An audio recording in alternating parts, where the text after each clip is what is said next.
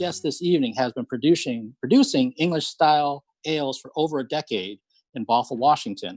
From the early days of tasters only, little 4-ounce tasters for those that aren't familiar, to pints and growlers, his brewery has maintained an extremely high level of excellence in the craft beer scene. He is an ambassador for good beer in Washington and has always done things right. Please welcome to the Eclectic Arts virtual studio, Jim Jameson from FOGGY NOGGIN Brewing. Jim. Hey, Mark, how you doing tonight? I am just swell. How are you, sir? Excellent. Always love the opportunity to talk beer with somebody. Yes, and we talked beer like 8 years ago. For those out there, we have a pretty extensive written interview that Jim and I had done back then. And so if you want to go check that out on the Eclectic Arts site, it's still there, and it's one of my better beer interviews for sure. So let's kind of just jump right into it. Are you drinking anything there? I've got this here. So right now I'm drinking a special bitter. It's called Little Lucy. It was named after our dog that almost lived to 17 years old. Cheers. Wow. Cheers. Cheers to Lucy, to you. I am drinking, let me grab my bottle so we can show people. I am drinking Duck's Ass barley wine for those that are into the beer scene. And for those that aren't, Jim, how would you describe a barley wine, especially an English style barley wine, to the folks out there? So a barley wine is known as a beer that's brewed at wine strength. So that's a beer that's 11.2% alcohol. It's all made only with barley though, and there's no additional sugars added to it. So a traditional English one's going to be completely all malt driven, and it's going to be a big beer that's going to have a lot of times they'll put dried fruit into the boils. We do that. And they let it slowly ferment to get all those esters out of the yeast as well. And it's a beer that you would brew and you would store and save it for special occasions. And it gets better over time too. That's very true. And I know that I have the 2019 vintage that I'm drinking right now. You also were kind enough to give me a 2018 vintage. So that whole age thing, for those again out there that didn't realize it, it's not just wine that you can age. There's certain beers that you can age as well. And sometimes they're actually even better than aging wine. So there's a little tip for you out there of one of the best things about the craft beer scene. Jim, let's kind of go back to the beginning of FOGGY NOGGIN Brewing. And can you tell, I know you're a half barrel system. It's a very labor intensive system, but how did this whole idea get started to have your own brewery? So homebrewing started for me in '92. My wife gave me a Christmas present and wasn't really that excited about it. And I tried a couple batches. It wasn't very good. And I decided either I'm going to not do anymore or I'm going to figure this out. It can't be that tough. And as I got serious and I really focused in on doing English beers, I brewed the same beer about 100 times till I got it the way I wanted. And it was an English bitter. It's our number one beer we first brewed was called Bit of Beaver. And through learning about beer in the late 70s, early 80s, I really always gravitated towards the English beers, the Scottish ales, the Irish beers, porters and stouts, because they were more balanced. They were beers that were maybe a little bit less alcohol than the American counterpart, but they were also not one-dimensional. You could taste all the ingredients in the beers. So I was always gravitating towards, I really like that, and I want to duplicate something that you could get there in the UK, but get it fresh here in the US. So sourcing the right ingredients. So we source over 90% of our ingredients come from England. Floor malted barleys, English grown hops from the East Kent Valley. We modify our water to match the water profile. We have about 8 different profiles that we use out of the UK. And I think you need all those ingredients in place to really be authentic. And we've never changed it. Small batches are time consuming, but we're dedicated to it. And so, we only do half barrel batches, which is 15.5 gallons. If you want to know what that equivalence is, which is not a lot of beer. But we brew also a lot of batches. So we brew about 240 batches a year. And that's a lot of batches. I just brewed on last Saturday batch 1,952 in our 10-year period. And we're not brewing this much right now with COVID because we don't have the opportunity to serve pints into our tasting room. It's all to-go beer right now. But we'll be back up to normal here soon, and we'll keep the passion going and keep the beer flowing and stay true to what we are. So we've never really deviated from what we're doing. We do a couple of beers that are English. We're doing a German-style alt beer once a year. It's one of my favorite styles, and I call that Germans wishing they were English brewers. And then because it's an ale, where most German beers are, you think of as lagers, but I just love that style of beer. But we really do. We don't go one-offs. We've never gotten into the current fad of beers. We never got into the hazy beers. We didn't do the glitter beer. We don't do the juicy beers, and we don't can our beers. And it's one of the things I'm really passionate about is glass keeps the beer as pure as you can. And so I think whatever your conviction is, you should stay true to it. And I'm not saying people shouldn't can their beers. I choose not to, because I think there's integrity involved with our product. Yeah, and for people that are watching this right now that are Alice fans, and you've kind of picked up on some of the other guests in terms of maybe why I selected them to come onto the show or asked them to come onto the show. And Jim just made an extremely good point about this, that he has integrity, that he's staying true to what his vision is. That sound familiar to anyone out there? That's exactly what Alice does. It's DIY. They haven't changed what they're doing in terms of what they want to do. They're going to do it. They're not going to listen to somebody over here or somebody over there necessarily. The five of them are going to put their brains together and figure out a way to make something happen so that they're happy and the fans are happy. And that's exactly what Jim just talked about in terms of how he's brewing his beer. And you also may have heard that it took him, 100 tries to get it to the way he wanted it. That also, to me, rings very true of how Alice goes about their business. This whole streaming tour that they're doing is new. So they're trying to work things out and they're trying to make it better. And they're never really satisfied until they get something that this is what we want to present to our fans. And same thing with Foggy Noggin Brewing, that you've got the beers the way that you want them.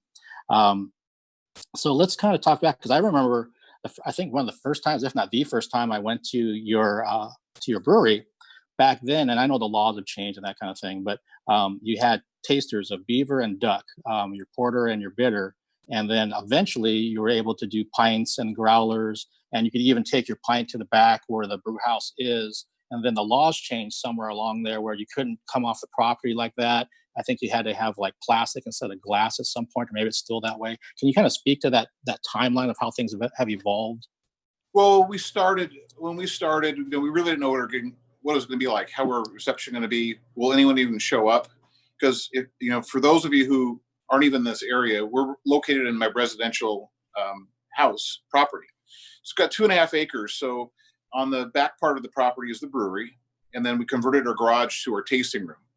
And so it's got this really kind of quaint feel to it. I'd love to show you here, but it's we've got boxes all over the place because of COVID, and we have it all staged for curbside pickup right now. But we've got barrels that people will sit around and have pints. But when we first opened, we just had 2 beers, like you said, our Christmas Duck Porter and our Bit of Beaver English style bitter. We weren't really sure what to do, but it wasn't that we weren't allowed to have pints, but we just didn't know how to gear up for it. So not too long after that, we started serving in glass, pint glasses, and you could have a pint and you could get tasters and growlers to go. And then restrictions were brought upon us that because of our tasting room, we didn't have a 3-compartment sink in the garage, and we don't have a commercial dishwasher, that we either needed to do that or go to plastic, one-time use glasses. And so we chose to go that way, and it's not the way I'd really like to. I'd rather have it served in a glass, but it's a good compromise, and we encourage people to take the growlers home and drink them out of the glass at home or bottles. So that's where we are now. But nothing else has really changed. We're still brewing the same way, and our taste room's pretty much the same environment it's always been. Okay. Yeah. And again, for those out there that haven't had a chance to partake in Foggy Noggin beer or anything like that, or even something similar to where you live, I found that at least in Washington State, 99.9% of craft beer people, are really just really good people. Jim even knows this. I haven't been to your brewery in quite embarrassingly, quite a few years. But when I reached out to you about coming on as a guest, you jumped right on it. And then we started talking about product sponsor and that kind of thing.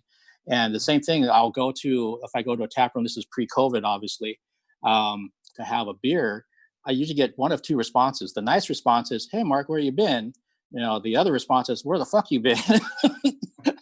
and it's just them kind of, ribbing me a bit. And it's like, hey, it's nothing personal. I just haven't been around as much in the scene, but I'm still watching and following everything and still enjoying my beer, usually at events when I'm at concerts or other theater things that I'm covering. So I'm not out of the scene. I'm just not as in it as I was, maybe 5-6 years ago. I still go to the festivals when I can. But you kind of spoke to this a little bit about staying with the English style. You like that the beers were balanced. You're not going to go for the latest fad, like the Northeast hazy beers and that kind of thing. Of the beers that you've done in your portfolio, and you've done a lot, which one has been maybe the most difficult to get to the way you wanted it to be? Well, I think it's the first one. I mean, I think the Bit of Beaver, because it was my very first one to perfect, and really understanding how water influenced it and how to modify the water correctly. Getting the correct mash temperatures, so you're getting your sugar molecules the right length, so they convert to the right amount of sugar. How to measure everything, and how to not let it over ferment. That beer is so delicate that if I let it over ferment, it takes all the flavor away from it. So you have to be looking at your beer. You got to pull it out the right time, so you've got that right flavor profile matching up with all the other aspects of it. And it's a challenge. It's a lot of work, but for me, it's just a lot of fun, and there's a lot of gratification every time you do a beer and you say that's the way it should be. There's a lot of self gratification, and for me, I only get you really only get one chance with a customer if they've never had my beer before and they taste it, and if it wasn't right, they think my beers are always that way, and so you have to have it right the first time they taste it, and that way that they will come back, and if they connect with us and they really like that English profile, they will connect and they will be lifelong customers. I have people who come in every week first time, and sometimes they end up coming back 2-3 times a month. But that first impression is the key. It really is.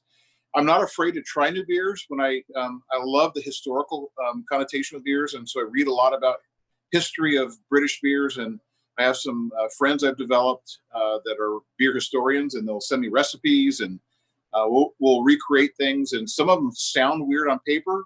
You put them together and go, for some reason it worked. And why did people quit brewing like that?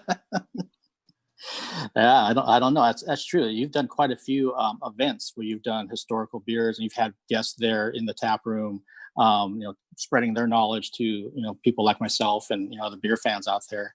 And you were just mentioning pre-show that it's your 10th anniversary was this year of the brewery, and unfortunately it happened right during when the COVID thing was going on. But you've got a vertical tasting. Can you explain to the folks out there that have no clue what a vertical tasting is, how that works? Yeah, so I'll show you a bottle. We brew the same recipe every year, and I know it's backwards because I'm on my phone. You probably can't read it correctly, but this is a English old ale, and it's the same recipe every year. 6.8% alcohol, and we have the year labels made with a year on it every year, and we've been doing it since our first anniversary, 2011 through 2020. And we always hold some beer back so we can do vertical tasting, so you can taste every year. See how the progression of time and age on that beer either improves it, or maybe that year just didn't age well for some reason. Because there's a lot of things out of my control. The harvest of the grains. Was it a good growing season, bad growing season? Harvest of the hops. They're going to be different every year. You're going to get different alpha acids out of it. You're going to get different complexities. And each bottle is a science experience of its own. If for some reason when you're bottling it, some little dust particle got in there that had some kind of a yeast mutation attached to it, could still be in there, and it's going to change this one. This one may be different than the one next to it. And so it's really interesting to see what happens in each beer. And I have found that particular beer about the 5-year mark is typically when it's at its peak. So it starts ramping up, and that 5-year mark, all the flavors really are just gelled together, and the decomposition of some of the sugars make it a more richer, give you some of that sherry or port-like kind of textures to it. And then after that, it gets a little bit too sweet because the sugars are breaking down even further. It's just fun to try. Like the barley wine you had, the 2013 year of that is outstanding right now. Mm. That sounds like a big tease to me. And we're sold out. Sorry. Oh gosh. Well, I'm enjoying the one that I have, and I'm definitely going to be getting into my 2018, I think, tonight too. So we'll kind of do some compare and contrast with the beer stuff. One thing I want to bring up that's also very timely right now is that you have done virtual tastings, and you've been doing some like virtual happy hours on Thursdays. Can you speak to that, please? Yeah, so as we are trying to stay connected with our customer base, we've always had a featured Foggy Noggin beer of the week that we will kind of highlight, and we promote it on Facebook and Instagram and Twitter. But so now on Wednesdays at 6 o'clock Pacific time on Facebook Live, I will review the recipe, how we brewed it, all the particulars, temperatures, water profile, the yeast we used, the amount of time that we boiled it and fermented it and secondary fermented it. And then I will taste it live, and I will give you my honest opinion on the tasting notes. And we open it up for some kind of questions, and we get week to week, we'll either have no questions, everyone's just kind of listening to me, or I'll have lots of questions. And it's kind of fun to be able to have it. And I encourage people, if you know which one's coming up, because I send out an email each month in the beginning and every week which beer is going to be featured. If you can get that beer the week before, if it's available, taste along with me, and it's kind of fun to share those tasting notes. Then on Thursdays, I used to play music professionally. I'm a piano player, and I'm adequate, and I'm a less than adequate singer, but I do a virtual happy half-hour show, 5:30 Pacific time on Facebook Live. It's from my living room on my grand piano, and I drink beer and encourage everybody to come with a drink of choice. It's open for anybody who wants to participate, and just let us know where you're listening from and what you're drinking, and you can make comments. You can ask for requests. If I know it, I might play it. If not, I usually have a set list, and we try to keep it as close to half hour as possible, but I might add it to the next week's repertoire. But it's been a lot of fun, and we've been getting, I think we get somewhere between 600 to 1,000 people will, over the course of the week, either they watched it live or they watch it recorded. And it's just a fun release, 30 minutes to not think about anything. Maybe you can get a laugh, maybe you can sing along a little bit, and just kind of forget everything else going on in the world for 30 minutes. Yeah, no, I couldn't have said it better, because I've tuned in, and I just thought about this. So for those out there watching, I've had a couple of different music duos over the years, and my first one, we actually played at Foggy Noggin Brewing. Oh, and, yeah. In the rain. That was yeah, exactly. It was like the end of 2012, I believe, because our tips were going towards Northwest Harvest, which is a food bank here. And, but I didn't know until I watched you doing your virtual happy hour that you had a music background. For some reason, I don't think it ever came. We're probably always just talking and drinking beer or whatever, that I never had a chance. And I was like, wow, listen to Jim play. He's really good on the piano. I had no clue. So where did that start from? When you're a kid or teenager, oh, yes. College? My mom was a really talented musician, and I got exposed to a lot of great music. And in our home, she was president of the Women's Auxiliary for the Oregon Symphony. And so she would have the featured musician play in the living room, and they'd be asking for donations for the symphony. And I'm a little kid, and I could watch that and hear some of the greatest musicians of the world. So I wanted to play, and she wouldn't teach me because she knew that wasn't going to work out. So I took piano lessons, started at the age 8, and I took all the way through college. I took classical, then I took jazz. And wow, that's amazing. And again, for people that you can tune in, this Thursday, and as long as it doesn't mix up with what I'm doing here. Trying to catch myself. But you can always go back and watch it, after the recording's done, and go to Foggy Noggin Brewing on Facebook, because I've done that myself. I want to just kind of unwind and kind of listen to some fun, recognizable tunes. And Jim's actually a better singer than he gives himself credit for. So yeah, it's just a nice time. So if you go to the Foggy Noggin Brewing Facebook page, and if you hit follow, you'll always get notified when we go live. If you can't see it live, we always record them there. And I think they stay there for a week is what it is on Facebook. So you have a week that you can catch up and watch that. You don't have to watch it live. But it's kind of fun to interact. And you can, whether you're watching it recorded or live, you could still drink along with it and still have fun. Yeah. I've definitely done that myself. We've got about 6 minutes. So one thing I want to kind of get into is when I was heavily involved in the craft beer scene, let's say like 2014, when I was working for a local brewery, that it seemed like there was no end in sight for the craft beer scene to peak. And then it seems like in the last couple of years, I don't know if it's peaked, but it's definitely shifted or changed or whatever, in terms of some places had to close. Some people getting, some small brewers getting gobbled up by bigger ones. What's your take on like where we're going to be in the next few years with the craft beer scene, at least in Washington? Well, when we opened up 10 years ago, there was less than 100 breweries in the state of Washington. Now there's about 850. So that's tremendous growth. Is there room for everybody?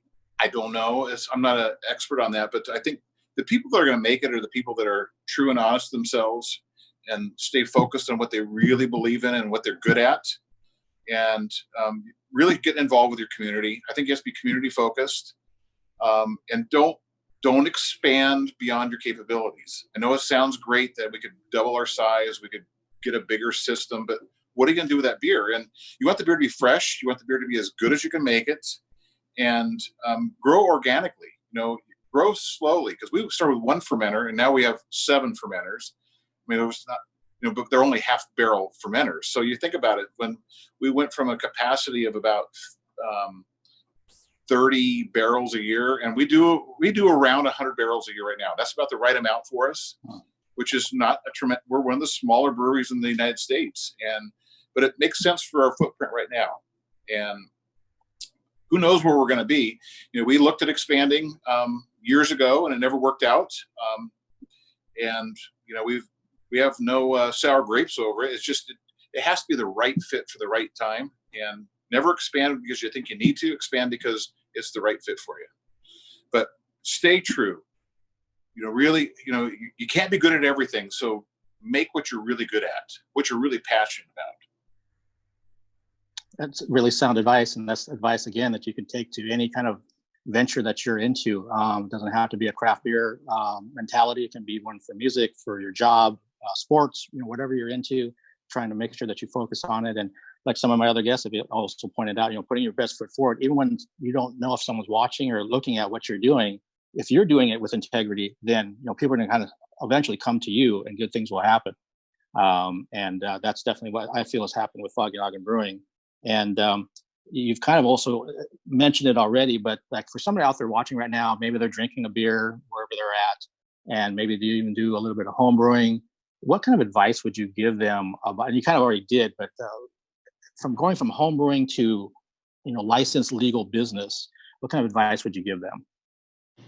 Well, there's a big difference, because home brewing is all about fun, and there's no rules. You can do whatever you want to do. Once you become a professional brewer, it can easily become not fun, because you have to brew on a regular basis to keep the stock. And as a home brewer, if you don't want to brew for a couple of weeks, you don't have to. And if you want to get crazy and brew a bunch of times, because you can do that too. This becomes more of a job. I try to keep it less than feeling like a job, because I try to stay true to what I really enjoy doing. And I'm lucky that it's all family run. So my wife and my 2 sons and my daughter and my brother-in-law that are all the owners of Foggy Noggin. And so we all participate and we all help, and that really makes it a lot better. So not one person's doing everything. But, if you really like home brewing, maybe you should just keep home brewing, because your creativity is there, and that's why you like to do it. But do you want, if your favorite beer that you make, do you want to brew that every day? Well, probably not as a home brewer, because you like to say, I want to try this now. I want to try that now. And so that's challenge there. And having 7 fermenters, I usually keep my regulars always being brewed. And I still like to brew those regular beers that we have all the time, but I have a chance to also experiment and try some new things. Mm-hmm. That's true. I mean, you can always have many choices on your board, and if you start moving into a bigger system, then you're going to have just maybe your flagship beers, and then you may not have time or even the energy to be able to do 7 beers. You got to do 3 or something. That's right. You got to start weighing that whole thing out. It's like, well, now I don't really like doing this because I don't have the chance to experiment a little bit over here, or something that I really want to do for seasonal beer because I got to do this. So, and do you really want to do you really want to go out and sell your beer? Because now we have 850 brewers. Every tap handle is a premium choice out there in every pub and bar and restaurant. Shelf space is premium space, and so that's a tough game to go out there and try to sell your beer. I don't go out and sell my beer. I have a limited number of people that carry our beer, and they want to carry the beer, and we have it on here, so we don't have that problem to have to go out and sell our beer, and that also makes it fun because that's a job. And do you want to make beer or do you want to sell beer? And yeah, and I know from personal experience, sometimes the selling part is not very fun. So, hey, Jim, we're at the end of our segment, and I just want to thank you for, one, being a product sponsor, but two, being a really great person and a friend over the years. And I wish you and your family to stay safe during this time, and hopefully around the bend when we get to phase 3 or 4 or what have you, or just no phases at all, we can have a pint together in person. So take care, stay safe, and Cheers. cheers. Have a good night. You too.